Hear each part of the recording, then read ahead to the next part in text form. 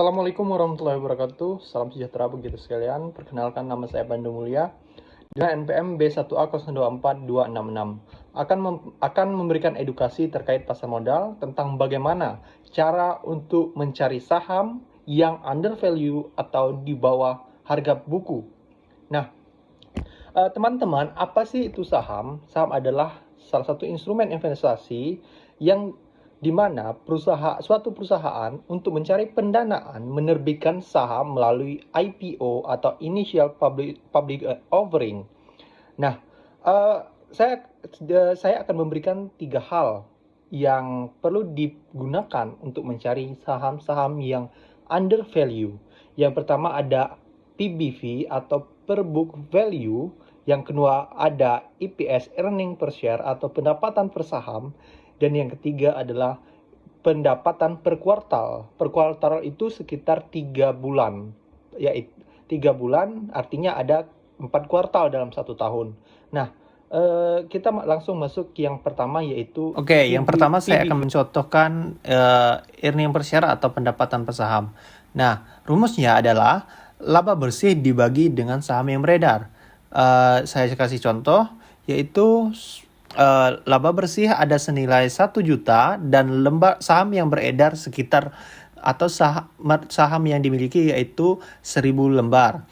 Nah, 1.000 dibagi dengan 1 juta dibagi dengan 1.000 sama dengan 1.000. Artinya laba bersih per saham yang dimiliki adalah senilai Rp1.000. Artinya untuk mendapatkan market cap berdasarkan laba bersih yaitu perlu sekitar 1.000 tahun jika laba bersih senilai 1 juta per tahun.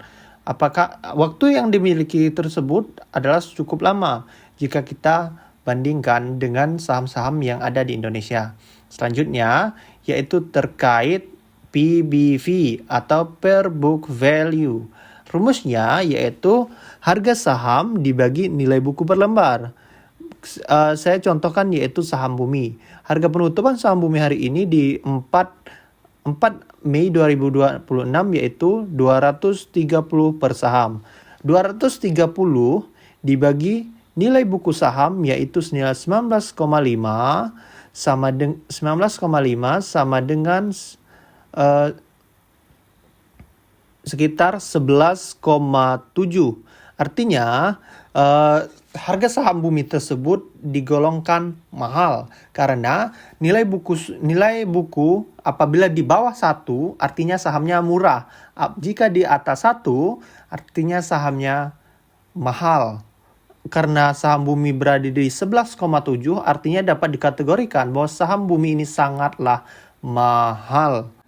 Nah, selain dari dua indikator tersebut, ada satu lagi indikator, yaitu membaca dari pendapatan per kuartal.